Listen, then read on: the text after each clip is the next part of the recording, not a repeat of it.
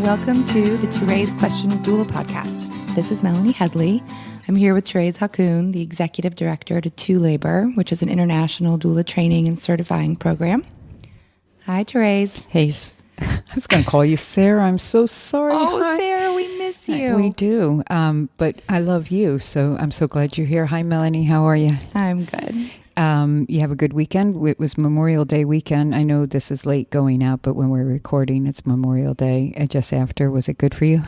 It was wonderful. We went to the pool and did some river time yesterday, had a quick birth thrown in there. It was perfect. Yeah, I had this feeling really strongly on Saturday and actually was communicating with another friend who also doesn't have young children anymore. Like, remember the days when this was like the beginning of the pool opened and you took the kids and it was such a peaceful, quiet time, even though you don't realize that because it wasn't peaceful. It wasn't quiet. But it's I had this longing for it and yet at the same time totally okay with it. But I thought, what a perfect weekend for the beginning of summer, at least for us here in Richmond. I mean, no humidity.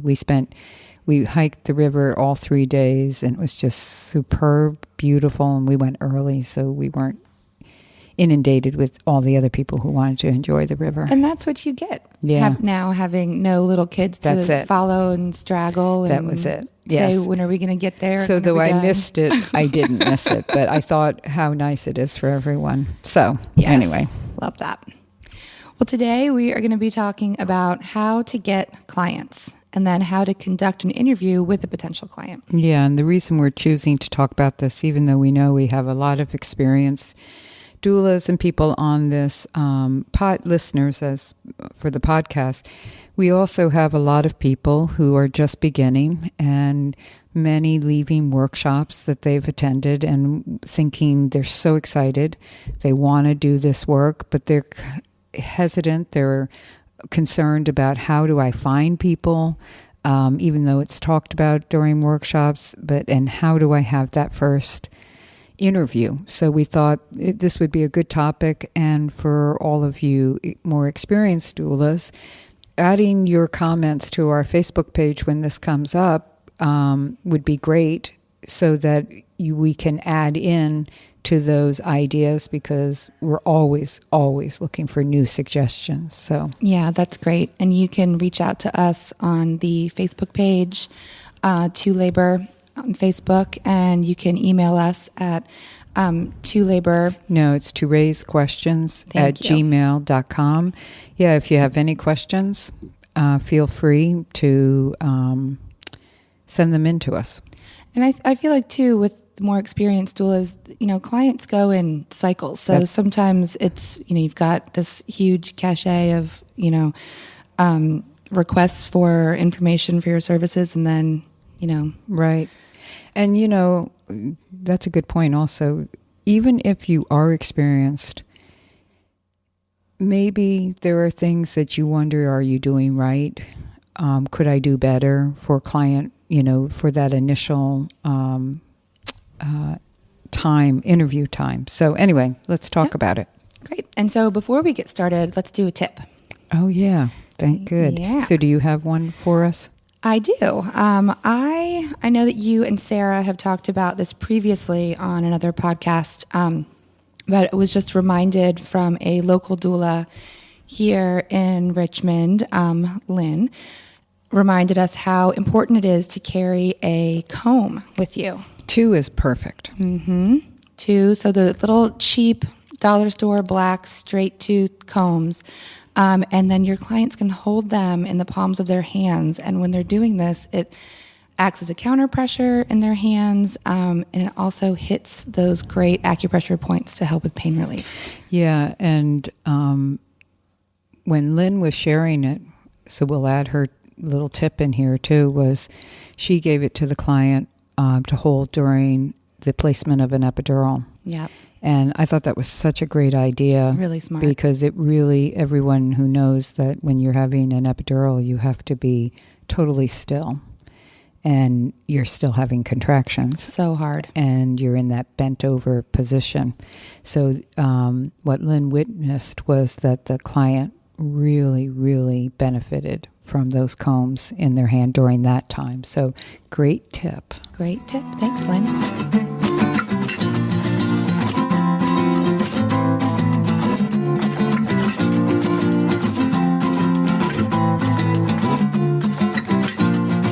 So today's topic is going to be how to get clients and then how to conduct an interview with a potential client. Yeah. So I'm going to just give some thoughts myself, and of course, you will too.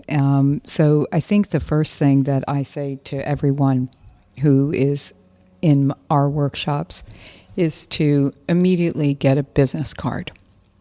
Because people still use business cards. Everywhere I go, I see people's bulletin boards in all different kinds of facilities, and business cards are there. And I'm always asked, do you have a card when I'm talking to someone? So a really strong suggestion, I tell the doulas when they're leaving the workshop, your homework this week is to get a business card, and you can create your own. You can, if you know somebody who's a graphic designer, if you aren't, you can have them help you create one. You can go to, Kinko's or Staples or Office Max or one of those places, and they'll create one. You can go on vistaprint.com. And they have, very affordable cards for, I think you get 250 or 500, I think up to 500 for free, except for shipping. And you don't get to choose your logo, but they have lots of nice ones for you to decide. And you can upload your own logo to it. That's true. Easily. Yep. Do they charge extra for that? No. Okay. And so you get those and you decide what you want to put on it, which I think is minimal, don't you? Yeah, of course you want it to look nice, but clean and simple is better. Right. Not cluttered with a lot of stuff on it. A lot of stuff on it. Just name and number and email. Exactly. And some nice, what we recommend as an organization, and every organization is different, but what we really strongly want our doulas to do is to write that they are a professional birth doula. And we always say, make sure you put birth doula in there, but start it with professional, because this is a profession and we want you to be seen as that. And it's a great reminder to yourself that you are a professional. And then, like you said, just your contact information. I mean, if you want to put some tagline on there, that's great. But again, like Melanie said, or something. Keep it very, very simple. You want to draw them in, but you don't need to tell them everything on a small, tiny little business card. Right. If you have created a website, putting your website on there would be really beneficial, obviously, as well. That's something I'm working on right now. I'm redoing my website, which takes forever. But Squarespace is a really great platform to use. And you can just do a simple one page, like a cover page, if you want to do that, if you don't have the time to go in and design this whole website. And that can, again, just be very simple, clean. You're just trying to draw people in to really reach out to you so that you can answer those questions. Right. And we'll talk more about that as, we also have a whole, we have previous podcast about websites with Sarah Julius and one coming up at the end of summer. That was a great one. Yeah. So we'll be talking more about that. But going back to the business card itself, and here's the thing, you can have a business card. And one of the reasons it's good to go the least expensive way is once you become certified, you're going to want to change your title to include that you're certified. So it would be that you were then, from our organization, a certified professional birth doula. And then you can upgrade anything you want, or, however you want to do it. But initially, you just want that basic, nice, simple, clean business card, and then carry them everywhere with you. And every bulletin board you see, hang up a couple. If you're allowed to hang up a few, it's ideal. And I'm talking about go to the laundromats, go to grocery stores, coffee shops, salons. I mean, anywhere, and restaurants, anywhere. Salons are such a great place to go. And even like if you have, a hairstylist that you go to, make sure that she has a stack of them. I have gotten so many calls from people who have gotten their hair done by my hairstylist and said, oh, well, she recommended you. Right. And here I am. So absolutely. It's a great idea. Yeah, I completely agree. And so I think what a lot of people starting out, they limit their perspective. They think it's just hitting the complementary modalities or health food stores, and that's it. And those are wonderful. I mean, you do want to get in touch with chiropractors and massage therapists and yoga instructors and massage schools. Definitely. And childcare and pediatricians and OBs and anyone who's working in the field or complementary to the field. Absolutely want to have that connection. I go to a naturopath, which is in a kind of a health center. They have other practitioners there as well. And sitting on the reception desk was a flyer for Meet the Doula Night. And I thought, oh, that's so great. Yeah. And what it meant to me, what it showed to me was that a doula more than likely is a client of one of the practitioners there. Right. And that's how they, were able to put it. So you could ask for, they had a table full of business cards as well. Don't limit your way of thinking of where it can go. And I always suggest laundromats just because they always have a bulletin board and people have nothing to do when they're in a laundromat and they start staring. I've watched when I've gone in there, they're looking at the bulletin board often, and I think that's a great place. And then carrying them on you. Always.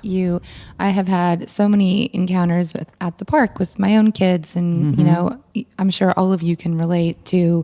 You've got this special eye to find that pregnant woman in the crowd, like, oh yeah, there she is, and just talking to people, and then it helps so much. Here's my card if you have any other questions. Yeah, and really important. What you're also bringing up is.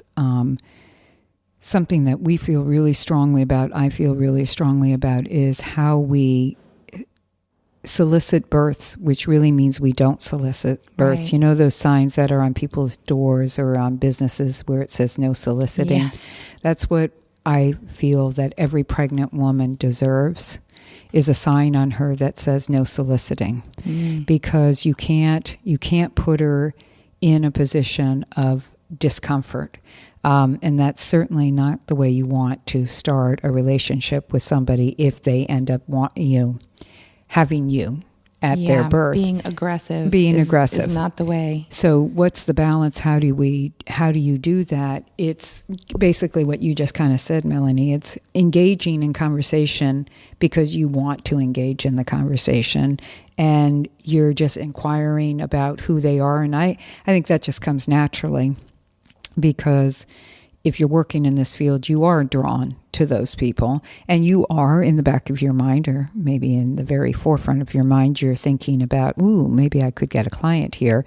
But keep that in your mind, but not in your mouth. And I always like to, if a conversation does strike up between someone, I just yesterday was shopping in a clothing store, and I overheard a couple of women talking about inductions and epidurals, and I looked over, and maybe I wasn't supposed to do this, Therese, you can tell me, and I said, are you expecting? And she said yes, and I said, well, congratulations, I just wanted to say congratulations, it's so exciting. And she just started opening up and telling me she was from a different town, and she started asking questions, and it was really sweet, just a simple congratulations. That's so exciting. That is good. That is nice. And you'll decide if it's appropriate or not. Don't always be quick to interject that you were eavesdropping. Right. Other times you'll totally be in the right place at the right time to do that. And end it with, like, if she had lived around here, to me, what would have been appropriate at the end to have said is, so if you have any other questions or you need any other input, I'd be happy to share anything with you. And I do have a card. If you want it, I'll be happy to give it to you. And then you leave that door open that way. That's how you do that with your friends, your family, your co-workers and strangers. You approach everyone the same. You do not invite yourself to their birth. You do not say, oh God, now I'm a doula and can I come to your birth? Or I'm so excited you would let me come to your birth, wouldn't you? And I've heard doulas express to me, new doulas and old doulas, that's exactly what they do. Mm-hmm. And I hear pregnant women discuss how that's been done to them and how it's very, very uncomfortable. It's very uncomfortable. For the majority of them, it has, and of course there's going to be some who are like, oh, totally, I would love it. And my thought is always, I sure hope they meant that. Because what happens is you put them on the spot.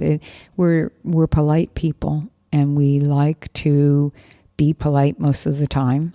And so when somebody says that, it's an awkward situation of not saying, well, actually, I really don't want you. Or, yep. No, I don't want a doula at all. I've definitely been the pregnant woman in that situation before, and it's very uncomfortable. Yeah, because you don't want to offend. Yeah, actually, with my first baby, we had a friend who was a doula, and it was just kind of set. Okay, well, I'll be your doula. And it wasn't until... See, that's a good way that to... Mm-hmm. I hear that's how I have heard it. Oh, so great, I can be your doula. Yeah, and it wasn't until, we kind of talked about it and we thought, well, we don't really know what we're doing here. Sure, okay. And she came over for our first meeting and just left behind her folder. And we just casually started flipping through it the next day and found her contract, which she never spelled out for us, and that we were being charged. So that was something that we had no idea. And right off the bat, it felt very uncomfortable and awkward. And we ended up going with someone else later in my pregnancy. So, yeah. And interesting because part of you said yes, but there wasn't, the first part is you said yes. I think it made it hard to trust her after that. Yeah. And so the second part was lack of communication about it. And so we do want people to know. Like I will say that to people myself, they'll be kind of like you, we'll be in a conversation and I will just say, well, I happen to do this for a living. I work in birth and they'll go, oh, really? And I'll say, yeah. So I might answer a question that they just were asking or talking about. And then I always, though, end it with, I don't want to get into, I don't want to push anything. if you need anything, let me know. I'd be happy to share anything with you. Leave the door open. Yeah, just leave the door open. And that's how you get clients. So first, think about the business card. Really, really think about the business card. It's kind of, it's old-fashioned in some ways because people are quick to do websites now, and I'm totally get that. But go back to how many people are out. How many, not everybody's going to go online and look for a doula. They'll go after they see about a doula. So, think business card first and do look into different modalities. Like I've always suggested that chiropractors are a really good resource.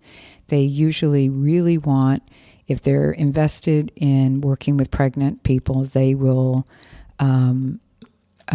they're hoping that they will have the least invasive birth experience based on what they know about the body and how it affects the baby and the mom. And so they are more aligned and they like to have resources. And prenatal yoga and childbirth educators are all real good complementary modalities. And of course, the massage therapists as well and acupuncturists who specialize in pregnancy specifically would be good resources. And it's nice for the client to get your name through those people who she's already built this rapport with. Mm-hmm. She trusts them. Mm-hmm. And she goes that direction to get to you, which is nice. And what is beneficial also is then you recommend your pregnant clients go to these professionals. Yes. So there's reciprocal rapport going back, referrals going back and forth. And then the other big way, from my perspective, of getting clients is to tell everybody and anybody that you know that you're in the process of becoming a doula and that you are excited and you want to be able to attend births, but you don't want to, invite yourself to a birth. And so if they know of anyone that is pregnant or you think they think might be interested, to let them know that you're available. And this is again where a business card is really helpful, because you can say, here's my card. You could be happy for you to pass it on to them. And that way everybody knows somebody who's pregnant. Word of mouth is going to be your biggest supporter here. Yeah. Because, and I've always said this, once you have a good experience with a client, which is going to be, I think, your first birth, whether you think that or not, your client is going to think it, because you were there to help them through this experience. They will recommend you to their friends. Like I read, and I'll come back to that. And then it really, and I think I have said this before, it really takes 2 to 3 births and the ball is rolling. I mean, you don't have to do a lot of, your name will be out there. Yeah. You will be one of the people that they will start to call. I read evaluations from clients through the certification process, and I was just reading some yesterday, and every single one of the evaluations, at the end of them, the client said, highly recommend her, already have recommended her to friends, will definitely want to hire her again, will recommend her to everyone I know. So, I mean, that's great. Yeah, it's the way it happens is you get that good reputation going, and then things start to snowball from there. Sometimes it, like you mentioned, it goes in ebbs and flows though. Sometimes it's like, what happened to everyone? And that's where you have to use other sources, such as, we were talking about this before we started recording, and we've said this so many times on this podcast, but what it can be said over and over again is go to doulamatch.net and put your name up there. It is a free listing, but I'm always giving a plug to Kim James, who's the founder of that. She's awesome to have created this service. Please donate. Yeah, donate, because she is providing free advertising to you, and it really is helping, isn't it? Amazing. Yep. I mean, do you get clients through Doula Match? I do. And how do you know? Do they tell you that, or is it because you got an email through? You get an email through Doula Match. Yeah. Okay. And the good thing about Doula Match is that they have that availability calendar, and I think that makes a huge difference too for a client. And that's a big tip too, because if you go on to doulamatch.net and refresh it, basically just update your birth availability, then it will put you to the top of the local doulas in your area. Right. So when someone goes on and searches, you'll be at the top. So just make sure you kind of go in and tweak it every once in a while, right? Yeah. Yep. And since everybody does it, because I always give out that input as well, you'll have to do it because everybody knows that's the little tip, but it's a good one. I mean, because that keeps it fresh. So consider going on something like doulamatch.net, and then look in your communities. Are there doula groups that have formed? For instance, I know this all over the country since I teach. There are definitely what I'll just call for this moment groups and or collectives of doulas who have created websites and group activity, but a website specifically where they also, if you are a member, and every group is going to be different what their parameters are for that, but you can become a member and then you'll be listed on their website. And it's a good website, they'll have availability calendar as well, or link it to doulamatch.net so that it makes it really simple. That way they don't have to build it into their website. And they'll advertise in the community that they are the go-to. Like I know here again in Richmond, we have the Richmond Doula group, and they put out that they are an organization and to call or email if you're looking for doula support. And I know through that, and this is one of the benefits to doing it in a local area, is that frequently they will get requests for doulas, and many are for pay, are paying clients, and others are either looking for free or a lesser fee because they can't afford it. And a lot of the more seasoned, experienced doulas often are done, except on their own decision-making times, on doing less than their normal fee births. And so it goes out there. I see it all the time. We have a woman who is due at such and such. She's looking for a low cost doula, and that, or a free. And that way we don't require you to do free births or low paying births when you're just beginning. But we found that most people want to do that. It gives them confidence and makes them more comfortable and feel more a part of the community if they're not just jumping in at full price with no experience. And you can also barter. Yes. They're really great. Everyone has something to offer. So I think that's a good conversation to have. Yeah, I've shared that I have one of my best barters, really, because it was so important to me at the time, because I was single mom, and the guy fixed my roof, which had a leak. A good one. Yeah, and it was so important. It lasted for a really long time. So, yeah, there are ways to do get paid in different ways as well. But think of other organizations that you can put your name out to. And local birth circles, if there are birth circles that are meeting for pregnant families to attend, that's a great way to get involved, get in touch with the leader. Right, get in touch with the leader. Facilitator. A good facilitator of a circle, I will tell you, will usually, I know that this is what I would recommend, have parameters around doulas attending on a regular basis, because they don't want clients to feel, the pregnant people sitting there feeling like they're being solicited. Yeah, but they will usually have a table that they can put out cards or pamphlets. Right. So find out about that. And sometimes they let a doula attend one time to make themselves known as that's what they do, but they really shouldn't be there to solicit or advertise their business except for what has been set up. But good idea, those kinds of things. And again, childbirth educators, know who the childbirth educators are in your community that are not also practicing as doulas, because there are a lot. You are an example of that, Melanie. You are a childbirth educator, but you also are a doula.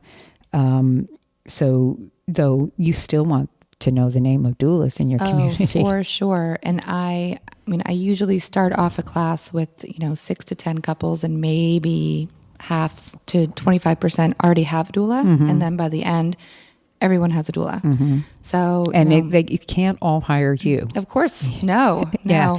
And so it is important, even if she is a doula, the childbirth educator, that you give your name, just say, would you be okay referring me?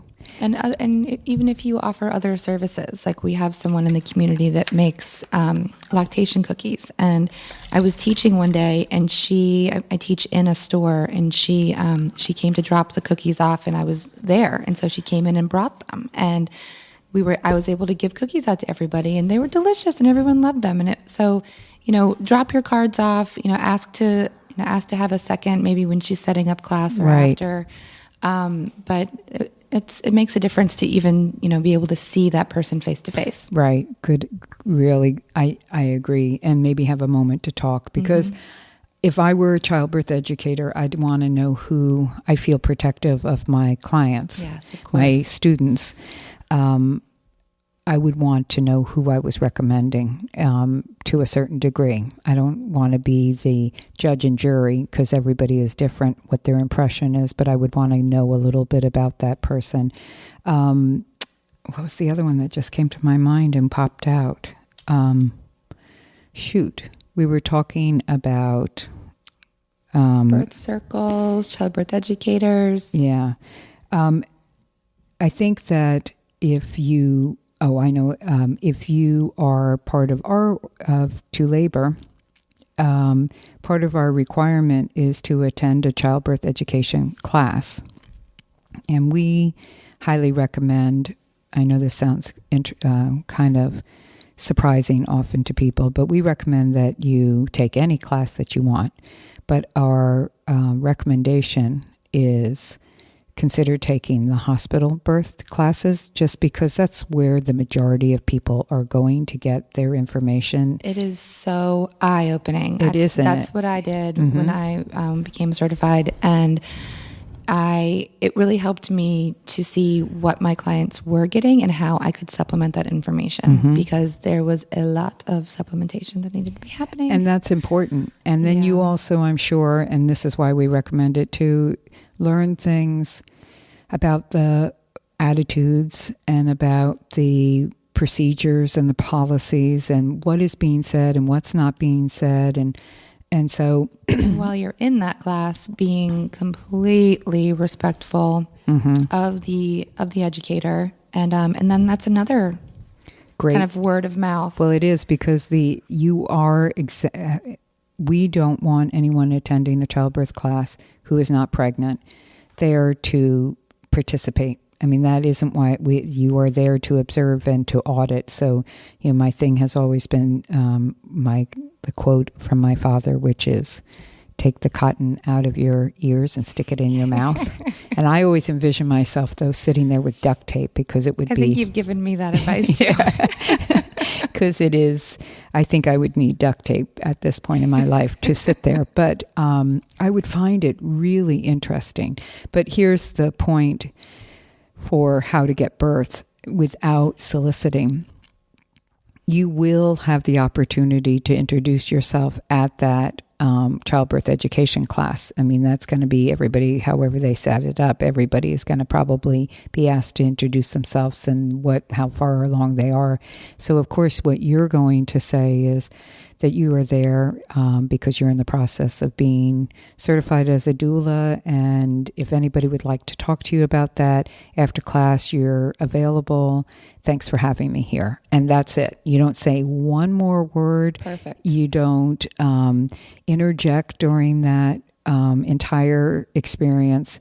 And then so many new doulas have gotten their first clients as a result of that. The parents, it may be that first class or the second class or the third class, they just like the person or on a break, they've talked to them, they end up hiring them for their births. So that's a good way, but be really thoughtful that you are not there to, I'm going to have a birth with one of these people. It's not your end goal, but it is a really good possibility that it'll end up being part of what you receive from that training as well. Yes. So any other thoughts about how to get births?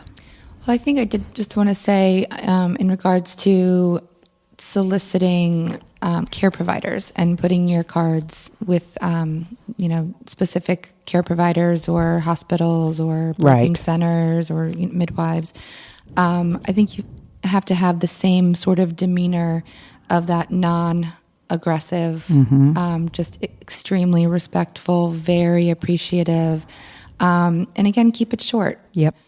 Yeah. And I've said this, I just said this in a podcast recently. And I say this at workshops.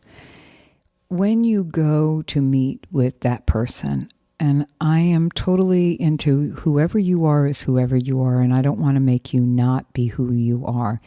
But remember who you're presenting yourself in front of. And we all identify with people.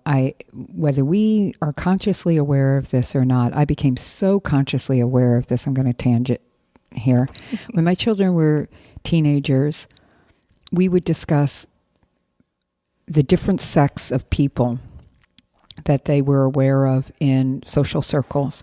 And they could identify those different sects of people by their shoes, by their clothing, by their hairstyles. So they, whoever my kids were gravitated towards the kids who had those same kinds of outer appearances, their shoes, their hair, their clothing. So we learned that. I was dumbfounded by it. I was like, how do you know all this? And they didn't know how they knew. They just knew because that's how they're looking for something familiar. Familiar. So when you're going to present yourself to people, you want to have yourself potentially identifiable to them, if that makes sense to you. Like, I'm not telling you to dress like everybody. Don't dress not like yourself, but consider dressing that in a way that if you are going to go speak to, I'm going to use, some healthcare provider, what do they usually wear? And what do they present themselves as? And remembering that this is your profession. That is a profession. And so conducting yourself professionally and taking this very seriously. Right. And helps. And what comes to my mind, and this is going to be a little awkward, but I hope it's understood.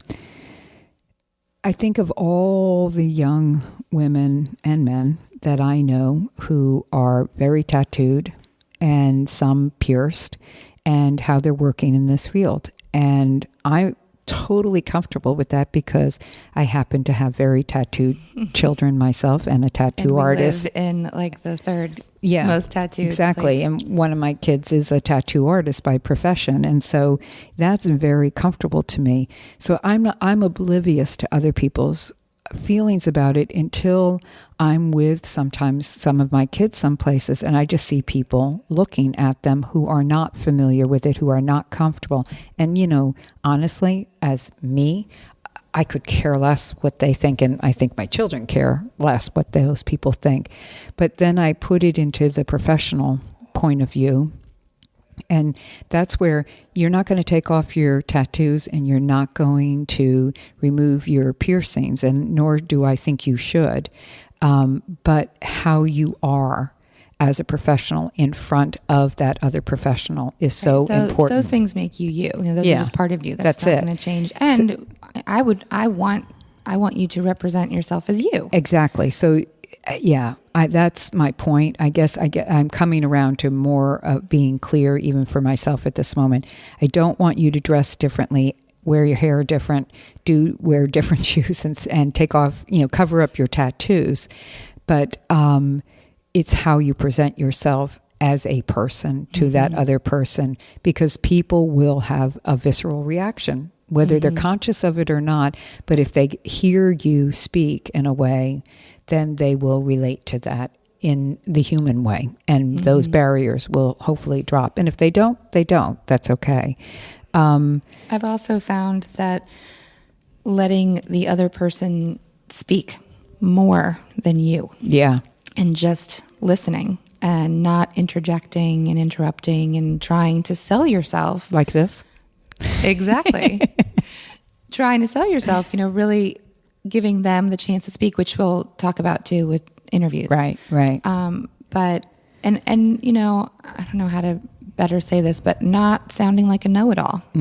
So confident, but not a know-it-all. Yeah, especially when you are talking to care providers. Right. And so you may have attended thousands of births and maybe the most experienced doula ever, but having some room for humility and being open to hear what they have to say. Yeah, absolutely. Yeah, it's leaving the ego. Yeah. Being confident and competent, but not with the ego pushing that out to everyone. And putting that cotton in your mouth. Yeah. So we're going to segue now into So now The a potential client has called you, and they want to meet with you face to face. Yeah. Although I do love a phone call interview. So nice. But do you have? Okay, well, I'll come to that question in a second. So most commonly they call and they say or email. You can set it up over email. Email, and they'd like to. Yeah, I forget. They'd like to meet with you. They're interviewing doulas, and be aware of that. And we've talked about Sarah and I different times during the podcast, and Sarah always said she did this.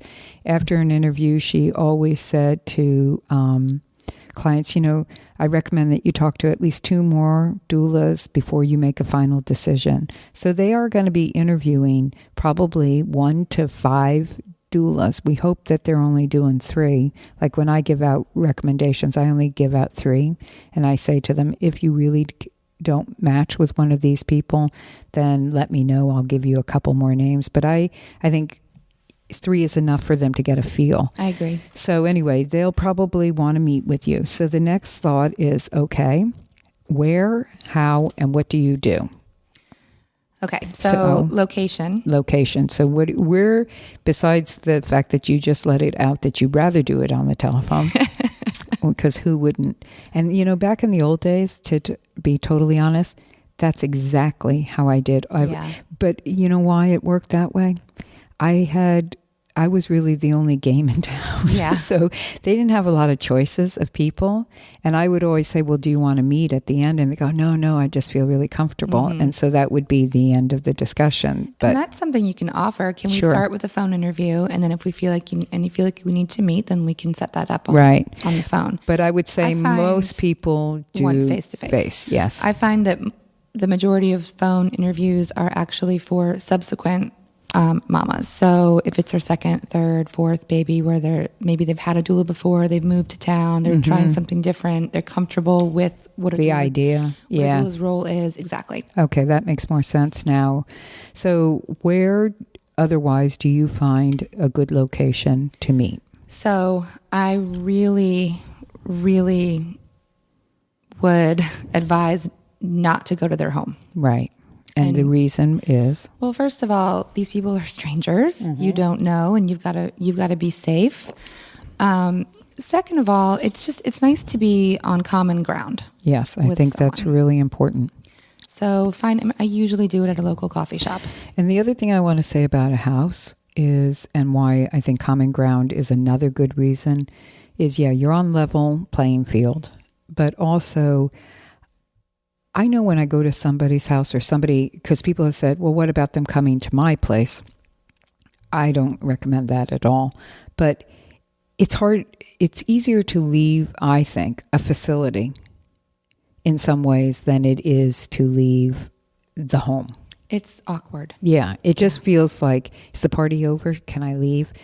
But anyway, we'll talk more about time also. So coffee shop. I've also had experiences with clients in their own home, because I have done it before, where instead of feeling like I am this professional businesswoman, I'm more of this kind of indentured servant at this point. Maybe their phones are ringing, or their other kids need them, or one guy was out, doing some yard work while I was there, and it was like, if I am spending the time, right? I think that's a really seriously, I need that same commitment from you. I think that's a really good reason. I think that should be the reason. Mm-hmm. If it's even a remote possibility that somebody could be more remote, more removed from that prenatal visit. And so we want you to make sure, though, this client comes with their partner. They are both your clients, not just a pregnant person is your client, but if they have a partner, that person should be coming as well, because they should be both interviewing you and you should be interviewing both of them. Exactly. Because what has to be known is that a doula is also interviewing the client at that point, trying to figure out, is this a good fit? Am I the right person? And this is so, so important because this has come up with other questions. What do you do if you are with a client that you realize you shouldn't have had? And we'll have a podcast about that. But so it is important. And then here's what I feel very strongly about, and you can disagree or give your input as well, Melanie. I think it's really important to have a time frame on how long you're meeting with this person.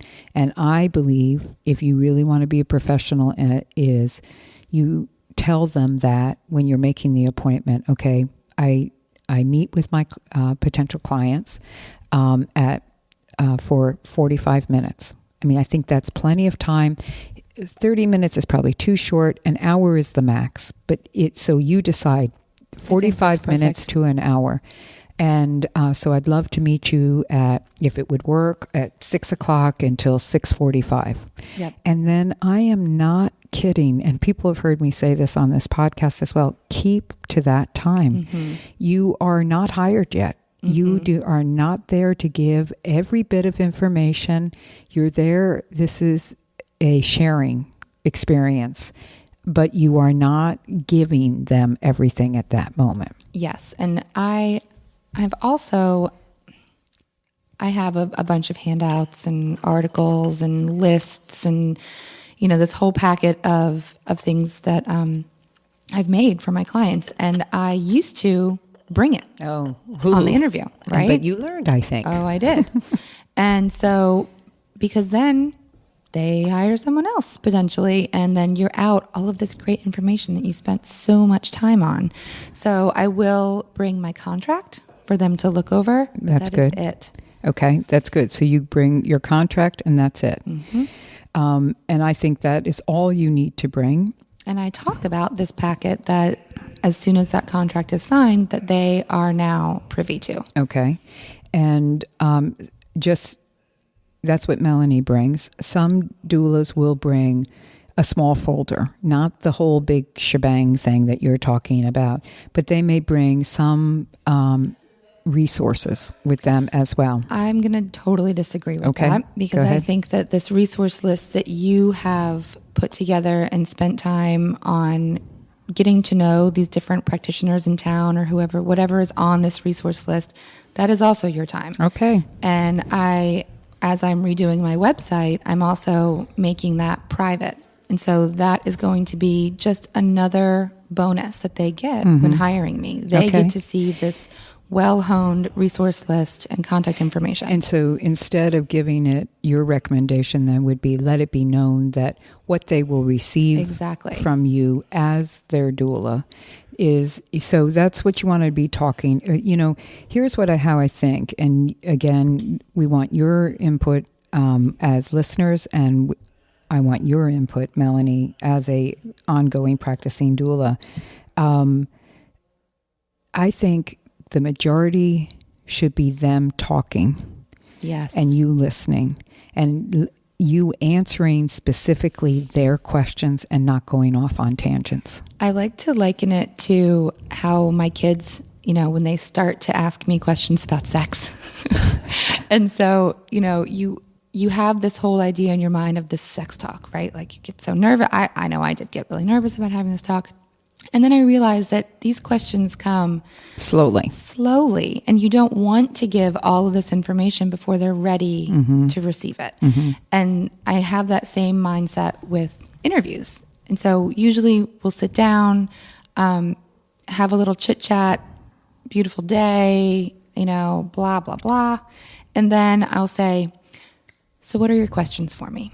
And then get right into, and they usually have a list, and then just try to hit, and sometimes, you go over about your little spiel, and they'll say, oh, well, you just answered the next three too.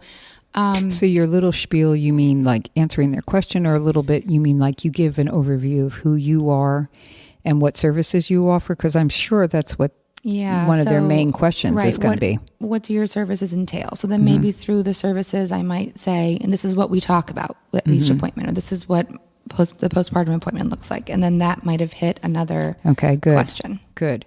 And then do you ask any other questions of them specifically? One of my favorite questions to ask a couple is, how'd you guys meet? And then, when you tell that story of how you met your significant other, it's really sweet. And it brings on these feelings of, oh, remember this, and nostalgia. And it shows that you're interested in them as a person and a family. And that will kind of be the end of the interview. They'll say, well, do you have a question for us? And I'll say, well, how'd you guys meet? Okay, so that's kind of the end. And my other question that I ask is, what's driving your desire to have whatever birth it is that they want to have? If it's a natural birth, if they know they want an epidural, if they're planning a C-section, what's driving your desire to have this birth? That's a great question. And do you ask them why they're... My first question always was, well, what made you call me? What are you looking for from me? Yep. Because I thought, well, I honestly want to know. Yeah. I also, one of my first questions always, this was, and this is important as well, in that first phone conversation or email, you want it to be clear, if they haven't said so, who's your practitioner, where are they delivering, and what their due time is. Yes. Because they may not be a fit for you right from the get-go. It could be based on the time, the practitioner, or if you're not real comfortable with that practitioner, you may want then to still meet with them, but be aware of being honest about their practitioner without, slander. But get a feel for why they chose that practitioner. How do they feel about it? And very commonly, these are the responses as to why they chose. Well, I've been seeing them since I was a teenager. My mom actually had them as I was born with them. My coworker told me they were good. Or my neighbor used them and said they liked them. Or when I looked at insurance, that was one of the ones that was covered. So I figured they're all probably about the same. So I'm just going to use them. And they seem really nice. And that's a good gauge for you also, because it's gone both ways for me, where that first interview, they have talked about what kind of birth that they're hoping for. And then they've shared, and I know their provider, and I know that does not align. Those two things do not align. And so then we have talked about it, and they have switched from that provider. And then it's also gone the other way, where I have talked about how these two things do not align, and they have not hired me, or they want to hire me and they don't want to switch. And so that to me is a good gauge of, do I want to work with them? If they have these this whole different expectation, and it's going to be really hard for them to get this, and it shows me their commitment level. Right. So it's a back and forth, but it's mainly you drawing out the questions for them and them doing the speaking. And I think I shared this I'm pretty sure in another podcast that a couple were looking for a doula, and they asked me for recommendations, and I had given them the names of one of them, because I felt like it would be a really, really good fit, and because that's all they already had interviewed. And so when I gave the name, they interviewed this person, and then they got back to me and they said, we're really struggling because on the one hand, the one that they had originally interviewed, they felt were going to offer some services that they really felt could be of benefit to them, where the other one wasn't not going to offer good services. It was just going to be less at home, even though they said they would support them at home. Just a difference. That was the main thing. Some of this offerings. And so I was questioning, well, what happened during these interviews that is making you not clear? And they said, well, here's the big barrier. The one who's offering more of the services did so much talking, and the other one did so much listening of us. And I said, well, which was more comfortable? Because I thought, people are different. Right. Which is it? And they said, well, we just felt so much more attended to by the one who did the listening and asked us questions. And the other one, it felt like we could barely get our questions in because she was doing so much talking about herself and what she offers. And I said, so what does that say to you? And they said, feeling much more comfortable with the other person.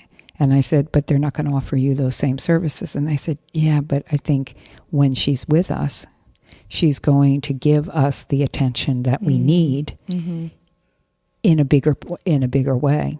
And so that's who they ended up hiring. And another big part of that is, and this is relevant to this prenatal first visit as well, is the partner felt most comfortable with the one that they ended up, the second one that they interviewed, and that was so important. And that's what I also pointed out. I said to the pregnant person, are you comfortable with her? And she said, oh yeah, I thought she was wonderful. And I said to the other one, and who do you feel most comfortable with? And she said, I feel comfortable with the second one. And I said, well, what do I said, to me, that's very important. I'm not telling you which one to choose, but that's very significant because that's who you're going to be working with. Yes.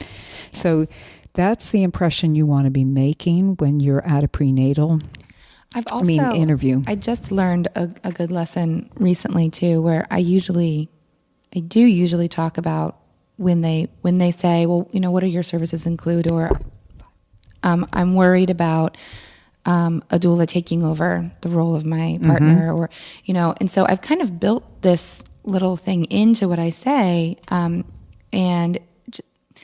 that a doula's role does not come in between the mama and the partner, and the partner's role is very significant. And, I'm there to really facilitate both of them and help the partners be the main support person of the laboring mother. And I had an interview with a woman, and I kind of talked about how that was important to me, and in my service as a doula. And kind of before she asked me, and she said, I need someone to take over the role for my partner. He and I, she quoted, this is a quote from her, he and I suck at birth together. I was like, well, that's so sad, first of all, but maybe I'm not the doula for you then, because that is really what I try to do. And I would almost feel uncomfortable having, him in the room there and coming and doing the work instead. So we didn't work together. And it took me a little bit to kind of process, well, maybe I shouldn't have said that, and maybe this, but then I thought, well, I also want to be true to who I am as a doula. And that's really I think what you're showing to us is that it is okay not to take on a birth if it feels that doesn't resonate with you. Another way that could have been addressed is hearing it as, okay, well, what they really need is a facilitator. I'm not going to take over the role by any means, but they don't need to know that. They'll come to know that. You could just have... She was very adamant. but the partner was still going to be there, right? Yes. And so I would have felt like, okay, I can work with you, but I want it to be clear that I do not take over the role of the partner. What I am there to do is, maybe one of the reasons you sucked at birth together is because you were both trying to do it alone. And that's a really hard job on your partner. And what my job is to support your partner. I'm there, these are the words I use, I'm there to help him, you, her, you remember what you already know. And though I am not going to be the star of this, I'm going to help choreograph this more. And I think we could work really well together with that experience. You might be really surprised at how you really don't suck as birth partners. So I'm not saying you did anything wrong, because it did. You reflected back, also wondered, and it felt right to you to have removed yourself. And yet, if you are in that situation, whoever is listening, you could make the choice to work as long as you're clear that, you're not there to take that role over, but you are there to make the dance happen, which is the way I describe it. Kind of want to wrap this up for a second by concluding with also the importance of contracts. And you mentioned it, you bring a contract with you to that prenatal visit. This is something I stress tremendously during workshops and will stress forever, which is from the moment you make the decision you want to be a doula, not only should you get a business card, you should get a contract. Before you have a website, you should have a contract. And a contract does not have to be all legalese. It can be, if that's what you're willing and ready to present it as.